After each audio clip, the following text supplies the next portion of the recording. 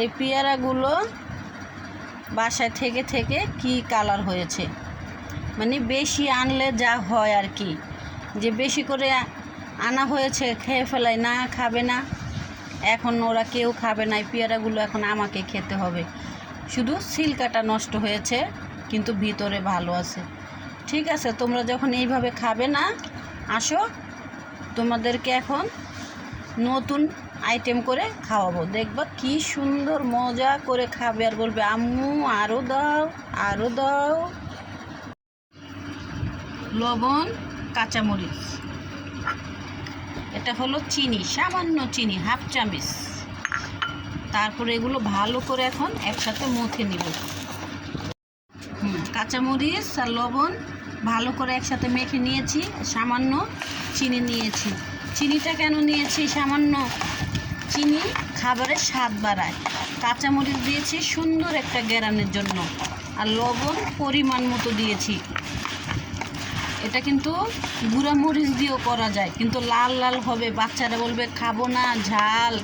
আর কাঁচামরিচটা একটু সুন্দর গ্যারান আসবে, সেজন্য দিয়েছি। চিনি খাবারের স্বাদ বাড়ায়। দেখবেন এখন এই খাবারগুলো কিভাবে শেষ হয়ে যায়। আপনারা যারা অনেক ঝাল খেতে পছন্দ করেন, তারা কিন্তু এখানে ইচ্ছে করলে বোম্বাই মরিচও দিতে পারেন, যারা ঝাল খেতে পছন্দ করেন। আমি যেহেতু এটা বাচ্চাদের খাওয়াবো, দেখেন 2টা বাটি নিলাম, এগুলো পার্সেল পাঠাবো। এই 2টা পার্সেল পাঠাবো, আর এগুলো এখন ওরা কিভাবে মজা করে খাবে।